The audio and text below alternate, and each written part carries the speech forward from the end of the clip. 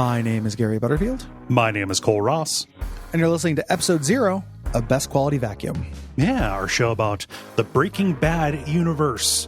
And this is our big introduction. If you do not know us, we are two podcasters, do a bunch of other shows. And I already feel like I've gone off the rails on this. Yeah, no, that's fine. Those are the rails. Yeah, this is, I could see this becoming the model. Like, so this is the show that's taking the place on our network from Orb, which was our show about the Venture Brothers. And we have an approach to media recap stuff. It's not, it's a pretty crowded market. A lot of podcasts do this. We have our own approach, and I can see just shows slotting into this. Yeah. Doing short form shows where we go through and watch a thing. It's fun and satisfying to us. And this has been at the dead center of our Venn diagram of shared interest. Yes. As long as we've known each other. And it's all wrapped up now. It is. So, it makes sense to talk about this. There's also, in a purely personal sense, something, for me is not real until I've podcasted about it. Getting my podcast thoughts down. Yes. Are just huge. So I'm eager for that. Same. And I basically always have a rewatch in me. Like YouTube will show me a clip and I'm like, oh yeah. No, it's down to like, I'll see somebody post a fun Breaking Bad meme and I'd be like, oh, that episode was good. That's good. That was well, good all stuff. of There's them good were, stuff around there. all of them were good. You can just go watch it now. That'd be better than doing other stuff. So it's also I think that we will take a unique look at this because one thing that I like about the network, and this came through in Orb, is that we're not letting stuff off the hook. Yep. There's we're not fanboys about anything. We try not to be. So as much as we both really love this show, it's not like we want to provide a podcast that does not even begin to touch the like Walter White did nothing wrong and Skyler's the true villain or any of this absolute horseshit. Like we have a little bit of media literacy between the two of us, and we want to apply it. It is easy enough for me to distinguish between protagonist and good guy. Let's say, yeah. So we're just going to go through it episode by episode, same format as Orb. So seasons, and then a wrap up with response episodes. It's going to come out every other week since it's a longer show. It's going to come out opposite of Days of Future Cast on Saturdays. That is me and Jeremy Greer's X-Men and X-Men related show. As is kind of another new status quo thing. We got help with the production stuff around this. We want to be able to hire people. So we have a theme song for this that you just heard a little bit ago. This is by our friend Gwen Static. She also did the Orb theme song of the band Trash Sound Conglomerate and Deep Whale. And that theme song bangs. Yep. It is appropriate, and it is a nice mixture of the two theme songs. That is that like we didn't ask her to do that. I think she just kind of intuited and split the difference quite beautifully. Yep. Solomon it up. Using the wisdom of Solomon. Yeah. The Gwen has chopped those two things in half. With a little bit of El Camino. Little bit thrown in there, a little bit of Western touch. Yeah. And then our album art is by Trent Peters. Yes. Trent is on Instagram at The Athletic Bookworm. Check them out. It is real fun album art, and Trent was fun to work with. Yeah, absolutely. We basically wanted to have a location and an ability to have a little picture of us, but then hide a bunch of Easter eggs in there. So there's a handful of little Easter eggs in there. I love the pink little teddy bear off in the distance. Yeah, that it's in the symbolism section of Wikipedia. It's the innocence lost. I love it when Breaking Bad gets entirely too fucking ham-handed as well. Yeah. Like I love this show, and I'm just like dread / savoring the moment where we get to do the episode where Walt and Gretchen are determining the weight of a soul in the cold open, and it's the cheesiest, dumbest piece of shit like that's ever been aired in the show. Yeah, like every once in a while. They get real little like live, laugh, love about some stuff, and it's real silly. Oh man, making fun of the class lectures. Oh man, yeah. Like chirality. The ultimate moment where the flashback where they first get the house. And Walt says something like, "Nothing bad's ever going to happen in this house." I don't think he says that exactly, but it's not, it's not so far. I'm 3 days from retirement. Yeah, it's real funny. Yeah. Boy, that's probably a good time to segue into spoiler. Probably, policy, yeah. Given that we just said 3 things that happened throughout the show, not in the first episode. Mm-hmm. This show's old, and part of the reason why we're doing it now is because Better Call Saul is out. Finished up. Yeah. We know not everyone has watched Better Call Saul and its completion, so we're not going to spoil like the ending of Better Call Saul. Right. But we want to talk about these character origins because half of the remit of Better Call Saul is adding additional context to half of the cast, or half of the plot, the cartel side of the plot of Breaking Bad. Right. Like it is adding characterization and backstory to Gus and Mike and the like, and we want to be able to talk about that. We don't want to have to dance around it. So I think this might be our first, we're just not going to fuck around too much with that. I think so. I think that people need to have a little bit of trust. Like we're not going to bring something up, let's say, gratuitously, let's say. Like it's got to have a connection to something. We're not just going to come in and say, and you'll never believe what happens on the last episode of Better Call Saul. That's not going to be our sign off. But like we're talking about stuff in context, kind of. That's the point. That's kind of the remit of the show. Yeah. The RJ remitty of the show. So it ends up being a little something like, I don't know. We hit this in talking about the spoiler wall for Elden Ring on our show Bonfireside Chat, where it's like at a certain point, the value that we have is not so much in just regurgitating what happens linearly, but trying to put pieces together. It's more of a thing in a video game where anybody can tackle it in any order pretty much. But I also think that applies here. This is a supplement to watching the show, not kind of a replacement, let's say. Yeah. So I would recommend if you haven't seen any of it and are not interested in it, you might still like the show. I recommend the show. You may have heard that, you might have seen a bunch of t-shirts at Hot Topic or whatever that kind of, jokerify the characters of it and glorify them. That's not the show. There are a couple of moments like that, but the show is pretty even-handed, I think, with, its villains and heroes.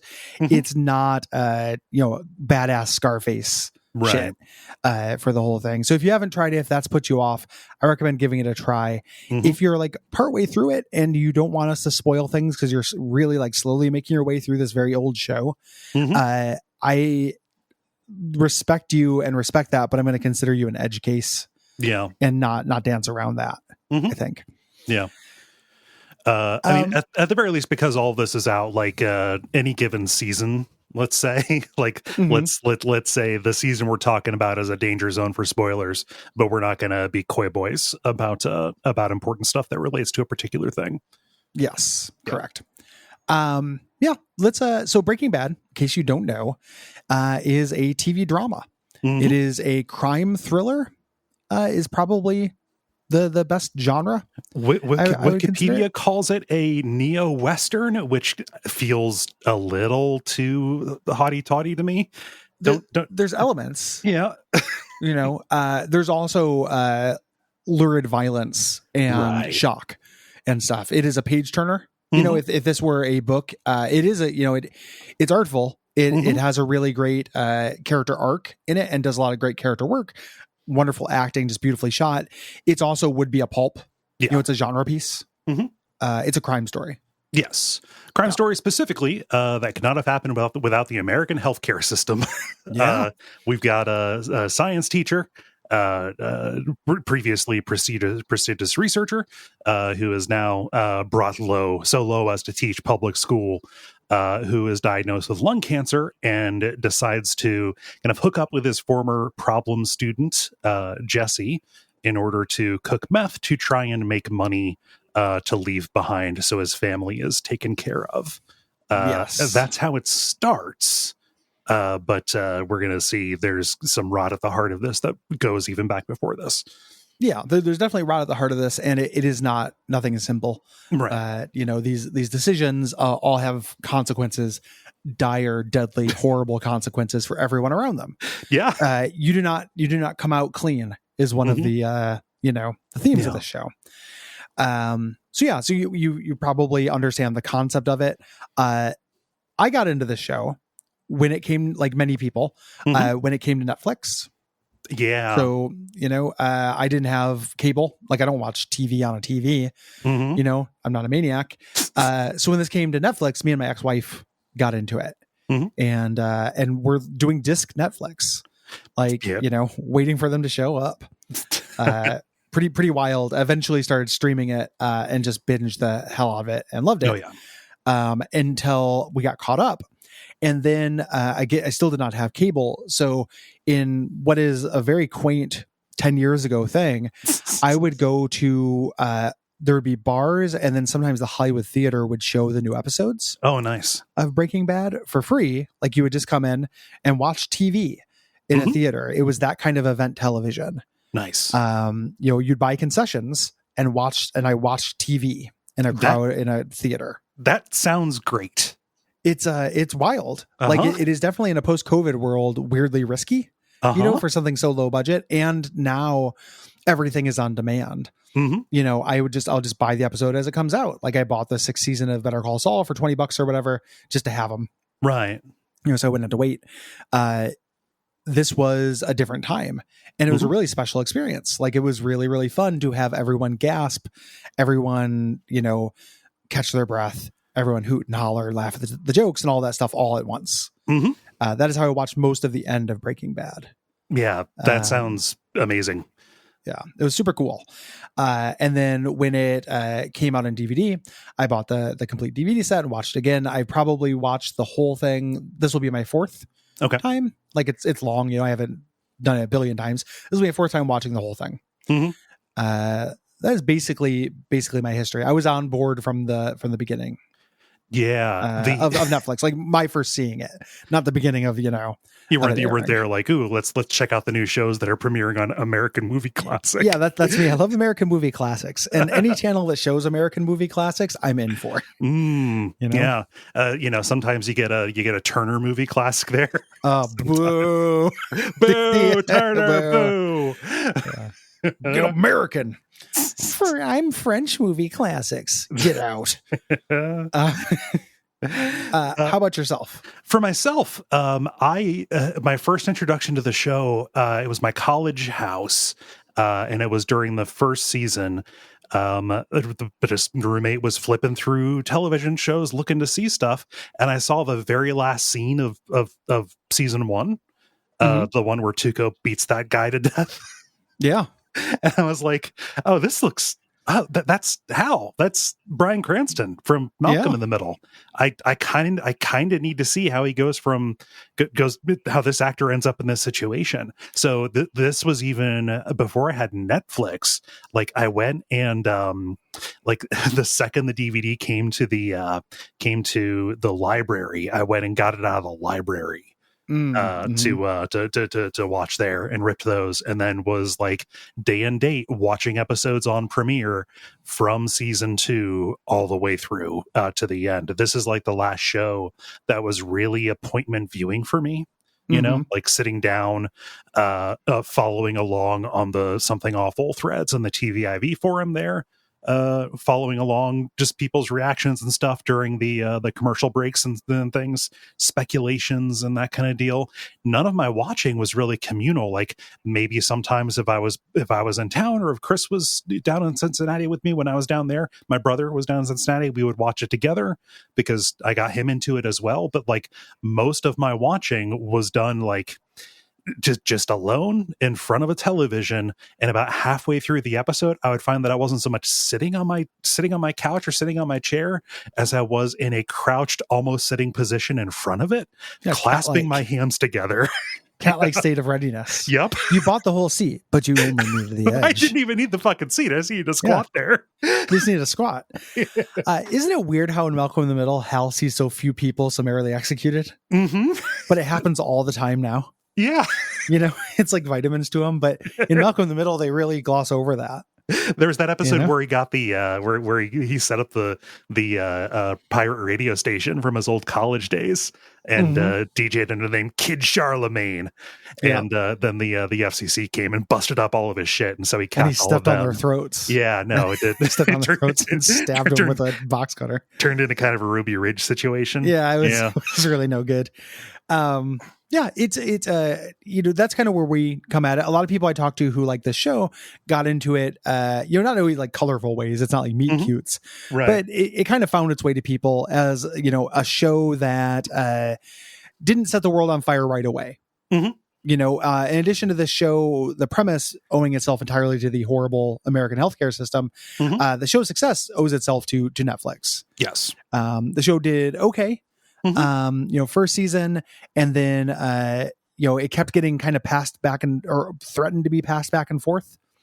AMC kept not wanting to air the next season. They kept trying to sell it and then would change their mind. And eventually they put it on Netflix in advance of a season, and then it took off. Yeah. And absolutely became this huge cult thing. Yeah. Because it's really good for binging. It's one of the first, it's great for that. Yeah. The tide is kind of turned back against binge TV now. We're kind of moving against it, but early on, this was an early adopter of that as a kind of ideal method to take it in. The season dump. In contrast, something like Mad Men, which I think is not one you want to binge. That you kind of need the contemplation in between. Yeah. Yes. Yeah. So this is created by Vince Gilligan. He was an X-Files fan who submitted a script to Fox, which eventually became an episode, Soft Light. He wrote a lot of the episodes of X-Files that I remember were him. So like Pusher, things like that, like things that stuck in my head. I go back and I'm like, oh, that was Vince Gilligan. That's cool. Of course. Yeah. I would love, at some point, if this show goes on long enough, we do supplementary stuff. Yeah. Vince Gilligan episodes of X-Files would be a cool thing to visit. At the very least, the ones that star or involve the stars of this show, because that was kind of a farm team for him. Yeah. It need to see their first interactions, and also what a dream to be a fan of the show and then write in a script. Yeah. Be so good they can't ignore you. And get hired. It's like going to a ball game and then just oh no, our star batter is, and we need you in the stands. Me. It is a fantasy camp. Yep. X-Files writing fantasy camp kind of thing. Yeah, except he had the goods. Vince Gilligan, real good eye for story. Yeah, absolutely. Yeah, he was one of the showrunners on The Lone Gunman, the kind of wacky spinoff. Co-creator. Co-creators. Yeah. The wacky spinoff of the X-Files that had 9/11 in the first episode before 9/11 happened. Oops. I never liked that show. Yeah, I tried to watch that and I was like, this is too goofy and stupid. But fun when they show up in X-Files. Didn't want them to have a whole show.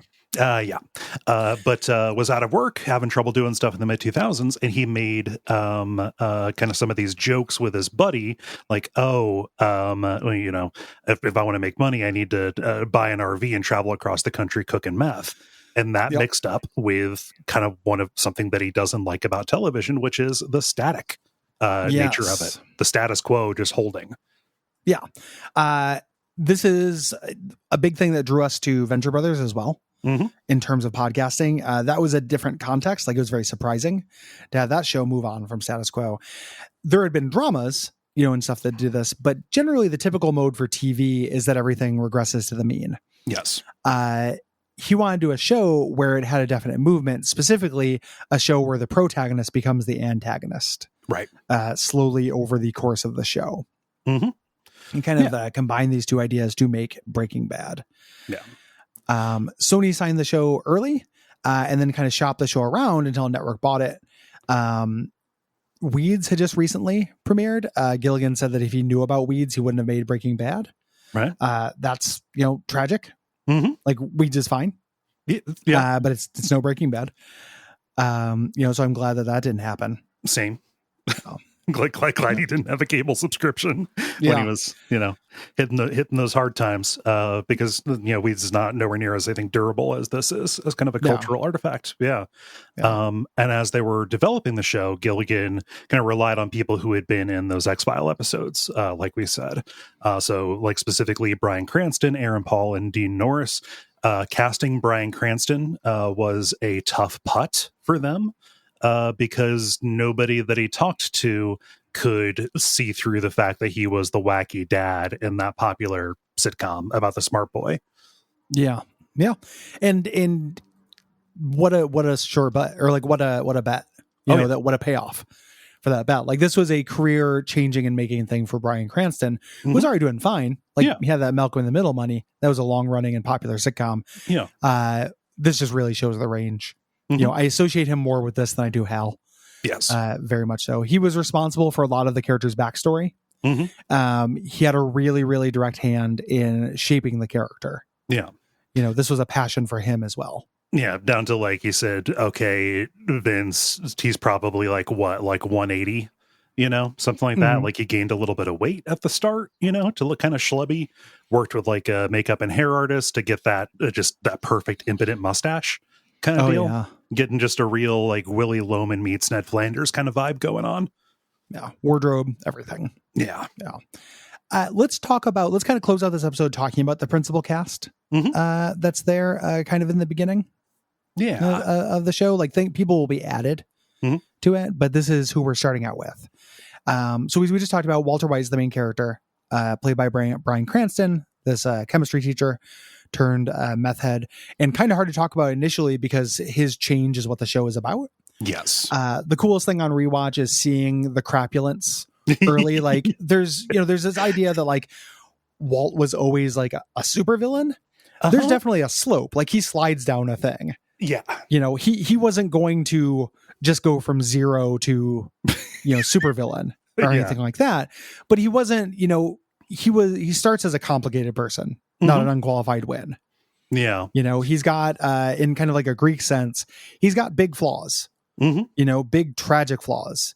And his is basically ego. This guy wants people to love him and respect him and worship him, and does not want help. Yeah. Wants to do it all himself. Feels like he is owed not just the chance to have everything, but to do everything and get the credit for it. Yeah. Like early, like an early shot, establishing is Walt waking up and doing his little morning workout routine, kind of just in his sweats in an unlit room, on a little Stairmaster kind of thing, like one of those just like little floor unit stair steppers, just staring at like a certificate that says that he contributed to Nobel research or like research that won the Nobel Prize. The injustice of that, like, justice is a huge theme in this, both cosmically, like that's something that Vince Gilligan talks about, within the world of the show, but also the characters feeling like they are not receiving justice or they are owed additional justice to what they're getting. One of the people that Walt hurts most without actually killing him is probably probably his wife. Yeah, his wife's up there, for sure. Over the course of things, though, I don't know. It's hard to compete with Jesse's fate, especially where he ends up in El Camino. But Jesse Pinkman, played by Aaron Paul. Former high school student, just a real troublemaker, kind of the standard bright but doesn't apply himself kind of guy, who introduces Walt to the meth cooking business, right? In addition to Hank taking him on the ride along. I guess both those things happened at the same time. But Jesse is a punk. He is the guy who ends he talks in kind of street slang, ends most of his sentences in bitch, and has his own kind of arc over the course of this, which is he kind of starts to learn to respect himself to a certain degree, to like understand that like he is good at something. It's just what he's good at is a terrible thing, and he's constantly being kept down by, again, Walter, who wants all of the credit and wants to do everything.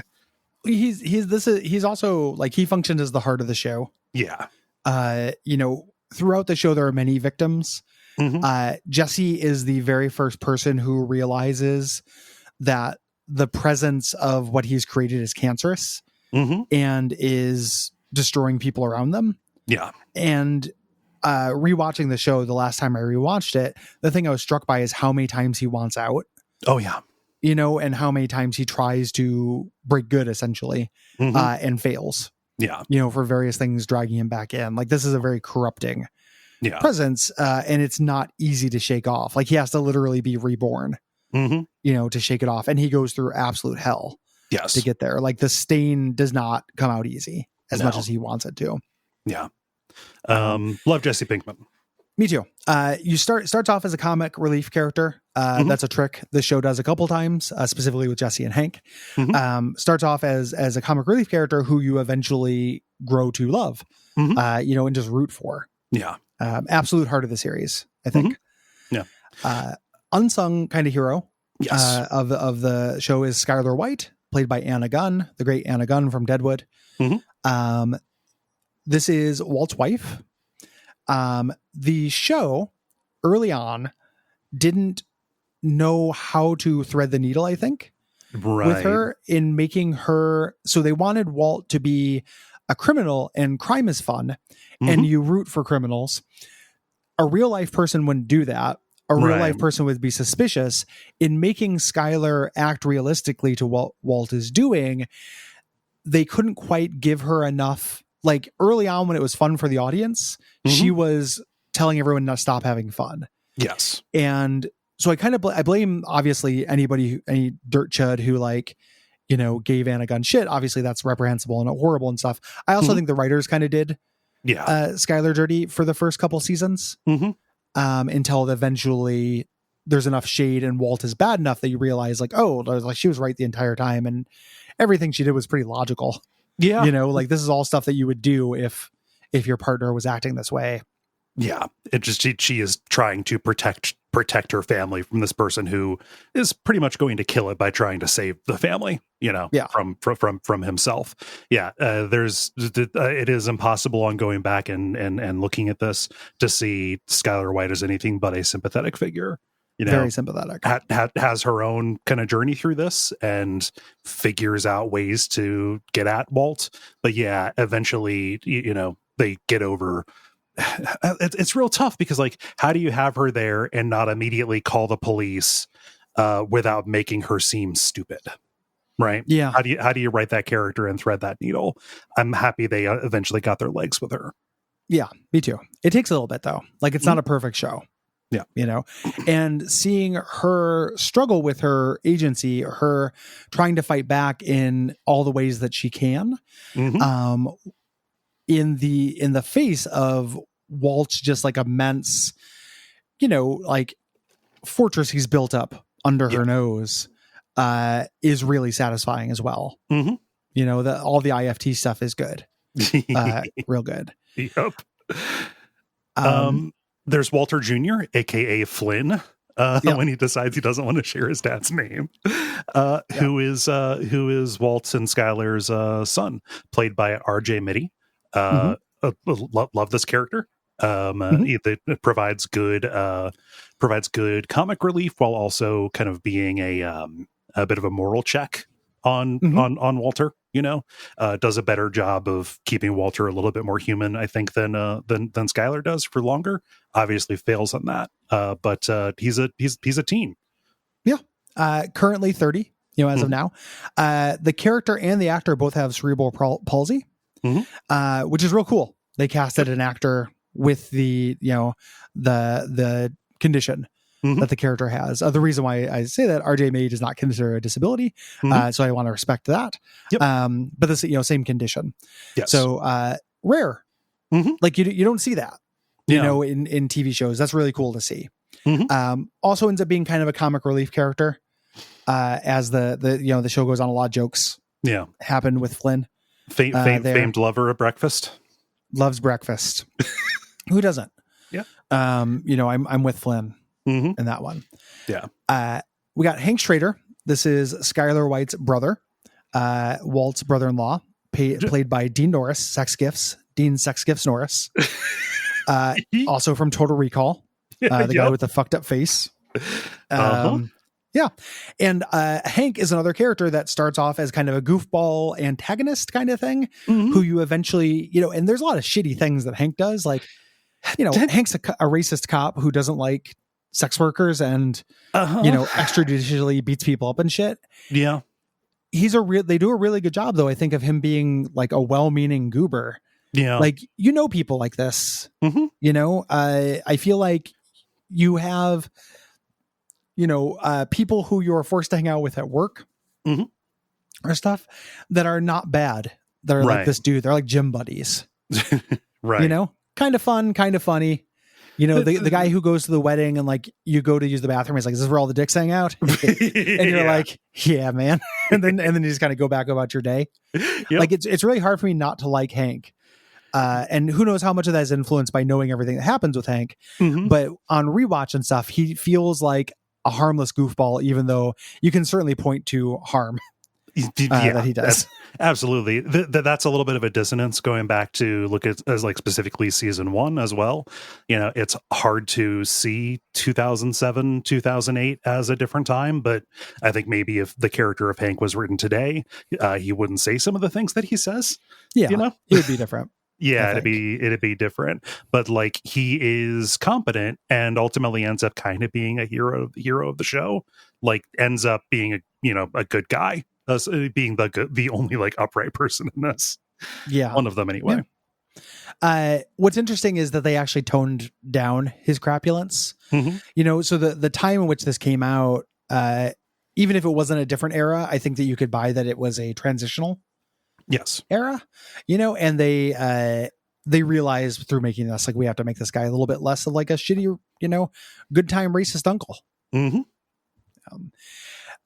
My vote for the character they do the least with, or they know how to use the least, is his wife, Marie Schrader, played by Betsy Brandt. It is a good performance. I don't think they ever figure out what to do with this character. Famously, there's a subplot that goes nowhere for a portion of it, but even beyond that, this character doesn't do a lot.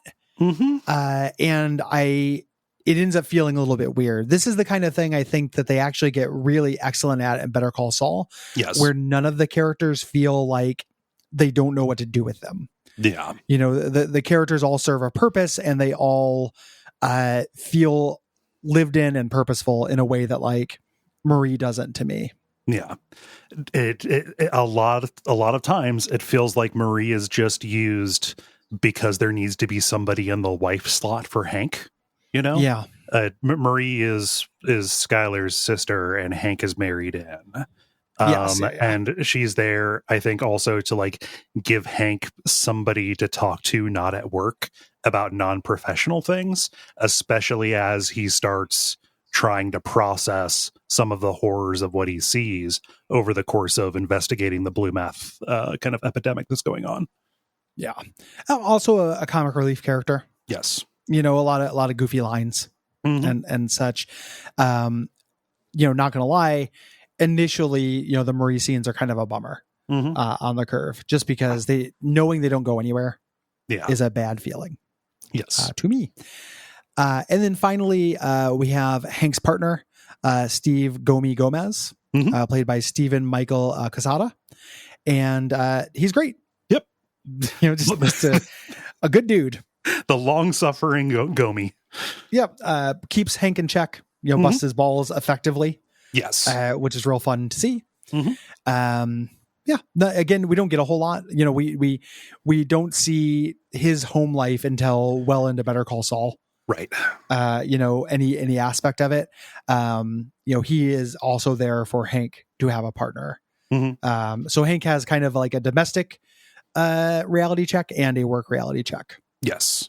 They're both effective. Yeah. Agreed. There are obviously other main characters. Like we talked about Better Call Saul. We haven't talked about Bob Odenkirk's Saul Goodman. He's introduced in the second season. Yes. So we'll talk about that then. This is our initial cast. And we also left out some people who we know are just going to be evolutionary dead ends, like the principal that Walt kind of flirts with, and all this stuff. Crazy Eight. We're just going to leave that stuff aside. Yeah, man, the wild arc of Crazy Eight. Crazy Eight, who just like it, absolutely wild arc. So that's kind of our initial family setup. Yes, for the show. and supporting protagonists and definitely antagonists are going to come in. Like, don't worry, we'll talk about Gus when Gus is introduced. It's worth, this kind of segues us into kind of themes and stuff. And this is only kind of a theme. This is me being a bluntstone of a theme. But this show does have my favorite villains. Oh, yeah. Of a show. I think this show does like delicious evil villains really well. Like sometimes it feels real queasy, but every single one of them is unpredictable and, room stealing. In different ways. In different ways, specifically. It's hard to think of two people who are more different than Tuco and Gus, Yeah. Or Gus and Lalo. When we get into like all of the Salamancas are fascinating villains. Yes. The villains that are introduced in the 5th season get a lot of shit. I also think they have like a spooky, unpredictable energy to them. I really like how they work with Gus. Like, what is an unprincipled demon? Like, how does that affect? Well, and then Better Call Saul ups that game by changing the definition of villain. Yeah. Like it's not, Chuck and Lalo villains could not, worlds apart. Yes. Very different kinds of villain or antagonist. I think a lot of times media, especially any kind of pulp media, is made by the villain. You have to have an interesting antagonist. It's the worst thing about the worst Marvel movies. Yeah. It's, or the worst, like any kind of action, sci-fi, superhero movie, anything like that. Yeah. A shitty villain sucks. Hans Gruber are better. Please. And please, set your baseline at Alan Rickman. Yeah. And then up, and this show does it better than any show, I think. Yeah. Yeah. And like the escalation is nice too. We go from kind of like street level to people with lots of resources at their disposal. Yes. Yeah. There's definitely it's like a themelet. It's not a real theme. We talked about some of the themes a little bit earlier the show deals with. Justice is a really big one. Yeah. The idea of there being a cosmic scale. Good or evil is punished. It doesn't come out easy, and it corrupts. Yes. It punishes the doer and it punishes everyone around them. Evil acts are absolutely devastating. Yeah. To all involved, especially in spite of your intentions or justifications that might come out of it. One of the ways in which Walt becomes really painful to watch, and I mean that in a good way, but just like there's a certain amount of him fooling himself, and over the course of the show, the shifting ways he tries to justify his actions, and even when he, sheds that, still tries to convince himself that he's better than whoever he's dealing with. He really does not have the ability to look in a mirror, is the sense of it. Yeah. And that also comes through, one of the reasons why it's cool to do this show after Better Call Saul is because Better Call Saul shows how other characters, it is a continuum, but that kind of, you cannot quarantine yourself from your actions. There is a difference between a good criminal and a bad criminal, but not as big a difference as the good criminals want there to be. Yes.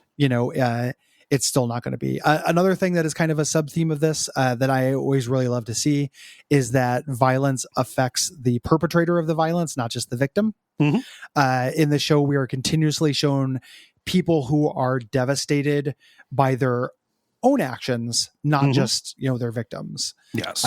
It is a stain. It's a stain to take a life. It is a stain to hurt somebody regardless. It goes both ways. It's always a double-edged sword. Yeah. We mentioned this with Walt, but definitely kind of the wages of hubris, let's say. Yes. It just again on rewatch, going and looking at it, the fact that he thinks that he can operate in the same kind of stratosphere as Gus when he ultimately gets there is real. You got to be fucking kidding me, man. Yeah.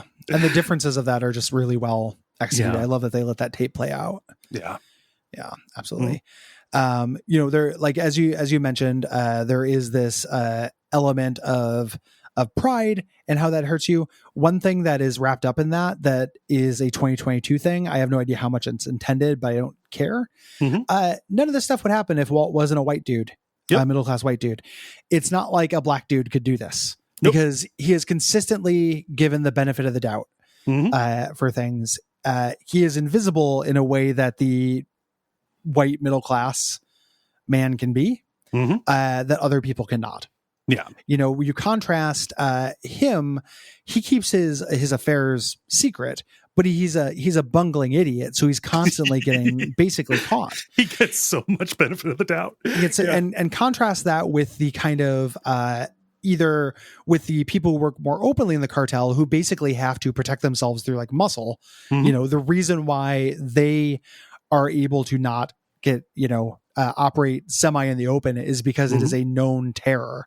It's organized crime, and they still have to be more careful. Or Gus, who has to craft an entire, it's really like this person has to work twice as hard to get to, the same thing.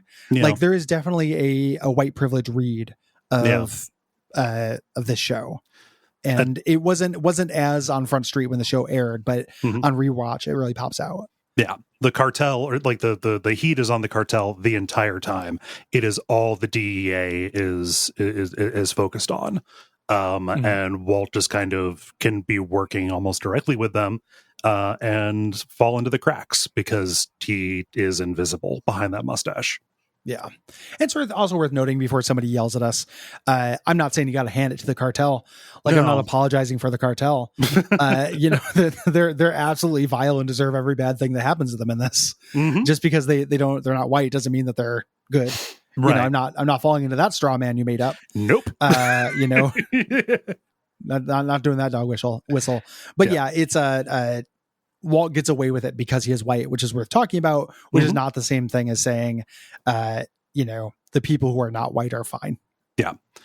The notion of family is played with quite a bit in this, not just in Walt's justification for why he is doing the things that he is doing, which, is a kind of a lie even from the beginning, but specifically like the relationship between him and Jesse.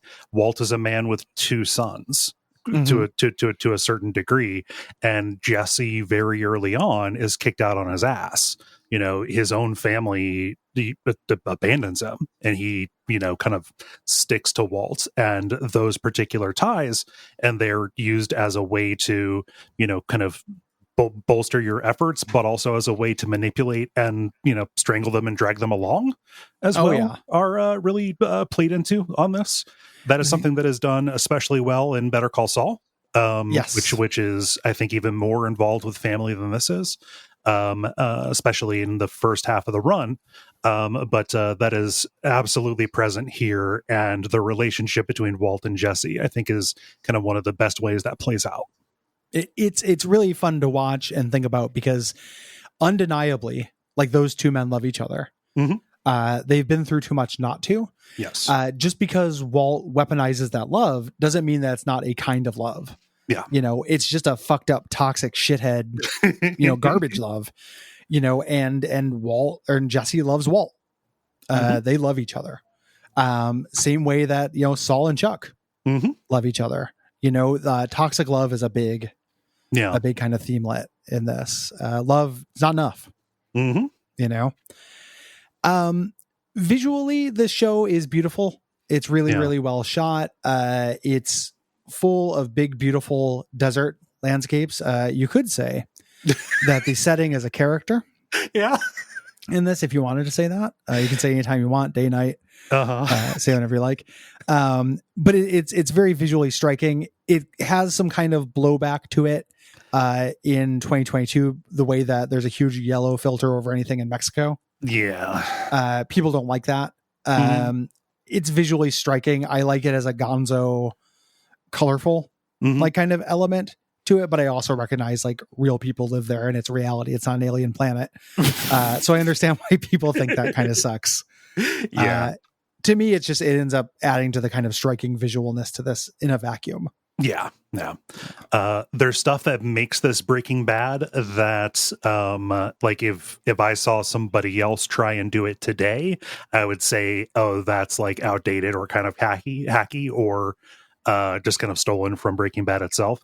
It feels like they got the cinematographer from Good Eats at certain times.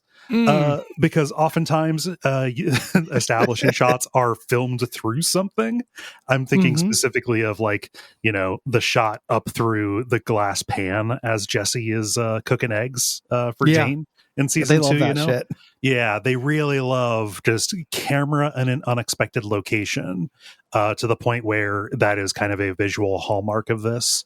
That to me is less successful than the other visual hallmark, which is these time lapses, which that's kind of just them using one of their biggest assets, which is the area around Albuquerque, to kind of just like get this natural beauty to show time passing, And I think medium, like maybe falling in between those, is there's a lot of montage in this. I think the montages get much more successful as the series goes on, especially as they get a bit of a better hand on how to use needle drop music. Yes. Yeah. This improves. Yeah. It is not a perfect show out of the box. Again, it is fun to watch them get better at that. I would agree with all that. The tricks, like the shooting through things, you brought that up as something that would be tiresome if another show did it. It's real weird. It feels grandfathered into me. Yeah. Like I hate letting things off the hook of being like, that's just how that thing is. I'm not saying you're doing that. Like, yeah. No, I know you're not doing that. I'm saying I succumb to doing that. Oh yeah. No. Like that is against my critical prospectus, but like that's kind of how I feel about it. Yeah. Yeah. Okay. You're being cute. Yep. This took longer and is more expensive than it needed to be. We all like to have fun at work. Yeah. I get it. So the music and sound, the needle drops and stuff, all that gets better. The score stuff is universally very good. Yeah. Something that is become a pet obsession of mine the last couple of months is the Colombian episode for episode remake of this called Metastasis. The one thing, if you watch some clips of Metastasis, which I need to get onto the show somehow, I need to find a way to watch that because I just learned about that today. It's Breaking Bad, and it's okay acted, and it has the same plot, so it's still good. It's still, but all the music is Spanish telenova music. They replace all the music with like big dramatic 90s FMV.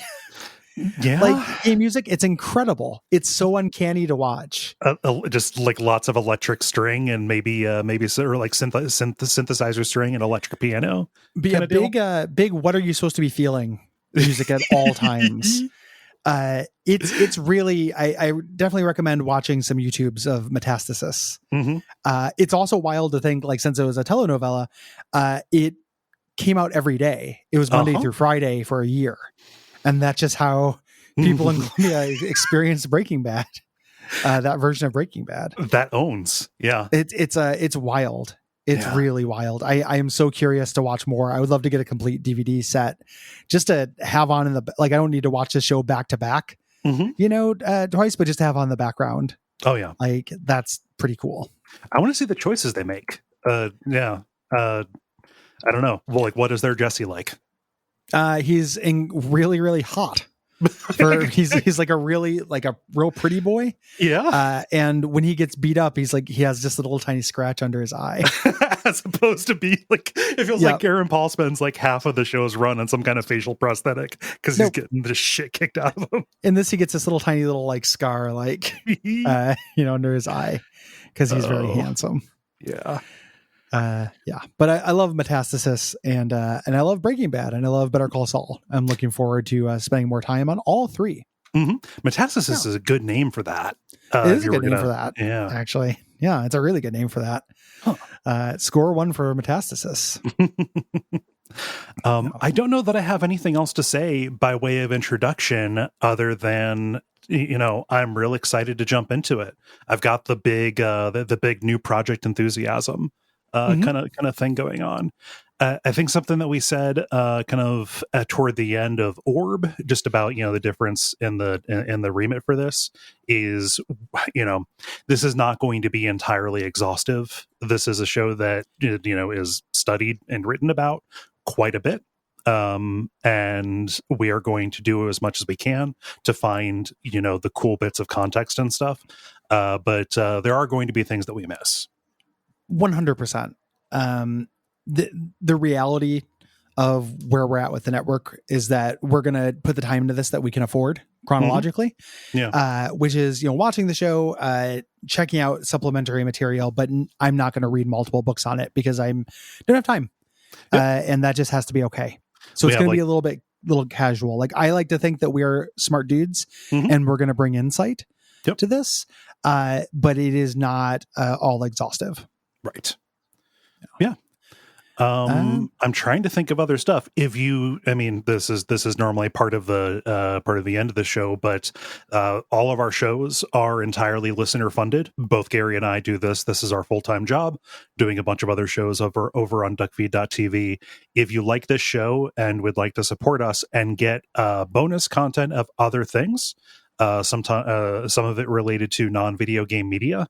I'm thinking specifically we have a whole show about horror movies called Unfilmable that comes out once per month. You can go over to patreon.com/DuckFeed.tv and check out what's on offer there. That funds the show and keeps us independent and all of that, and helps us, do our work.